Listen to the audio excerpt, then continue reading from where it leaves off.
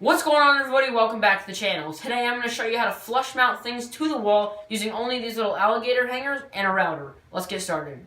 Recently a customer asked me to make them this little shelf. They've got a bunch of military awards that they're going to put on it. It's made out of walnut, just got a couple coats of shellac. But we want to flush mount this to the wall because if not, it'll be leaning out and it won't be level. So today I'm going to show you how to do that. And to do that, we're just going to use these little alligator hanging clips that I picked up at Home Depot. So I just finished up all my layout lines on my my little shelf, I guess you could call it. One of the things that I'd like to mention is I didn't show too much of the layout lining. That's just because the size of my alligator hangers and the size of my project is going to be different than the size of your project. Another thing is I'm making the routed out area almost twice as wide as my alligator hanger. That's just so that way you have room to get the head of a nail down in there and then so it can slide up into the hanger. So on this piece of plywood, I laid out a square that is the exact same size as the space that I want to recess. What we're going to do is cut that out with the jigsaw, and then we'll use that as a template for the router.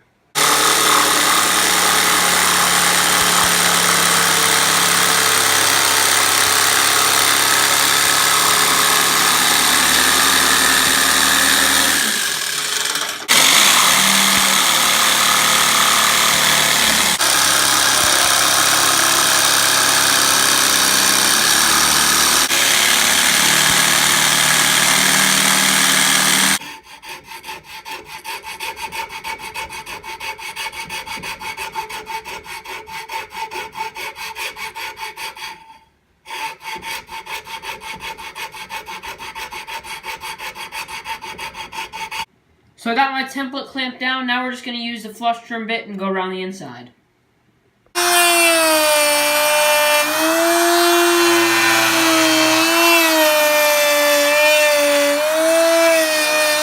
So when all the clamps and the template are removed, you'll notice that you're left with three very nice little cavities that fit your little alligator sawtooth hangers perfectly. So unfortunately now, with this particular project, the nails that it came with are too long. They'll go through the front. So I'm just going to use some 2-part epoxy and attach these on, and that'll be plenty strong.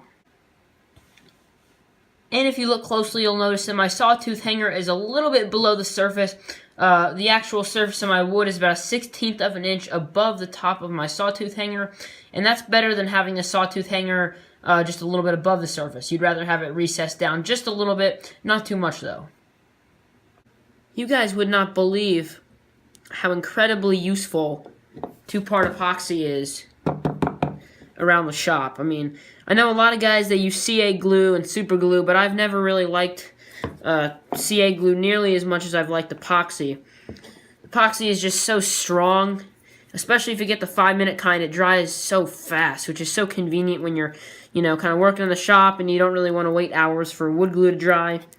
It's also great for bonding things like metal and plastic. So if you're a beginner woodworker and you're watching this video, I would highly, highly recommend you get some epoxy. Just 2-part epoxy will work just fine.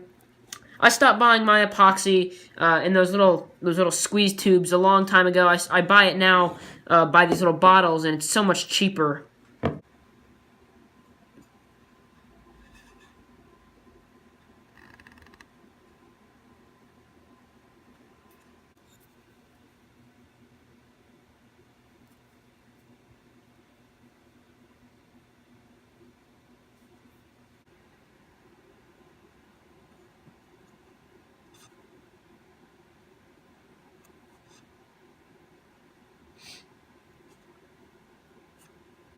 Alright guys, while the epoxy is drying, I just wanted to give you guys one more up-close look at the little setup we've got here. This really utilizes these cheap sawtooth hangers. You can get them at Walmart or Home Depot or wherever, but it really utilizes them and makes them a lot more versatile. It also looks a lot better. If you didn't route a recess, these would be just sitting right on top of the wood, and it would hold this off the wall by about 1/4 inch, and I really, really don't like that. So from now on, whenever I have to put something on the wall, hang something, I will do this. Like I said, it's a little bit better if your sawtooth hanger is recessed just below.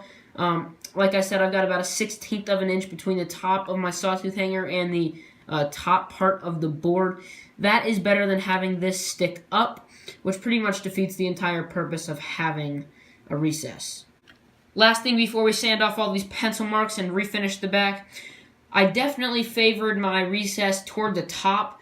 It just makes a whole lot more sense than putting it at the bottom. So if you're going to be doing this, put your recess toward the top. I've got about 3/8 of an inch between the top of my recess and the top edge of the shelf, and I probably have about 1.5 inches down here. So just favor the top, and I think you'll be good.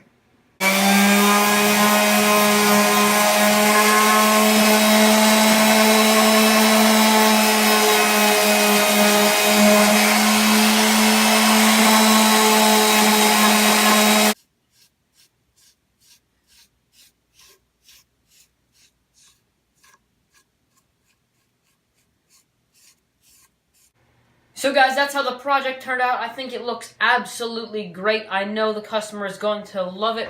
Guys, if you're not already, be sure to follow me on Instagram, Seth Custom Creations. I'll put the name on the screen right here. If you're not already a subscriber to the channel, make sure you subscribe and hit the notification bell so you're notified whenever I post a new video. Also, be sure to check out my website. I'll put the link in the description down below. I've got products on there, more information about me, and a couple other things that you may be interested in. Guys, thank you so much for watching this week's video. I'll be back next week with another awesome project video. Bye, guys.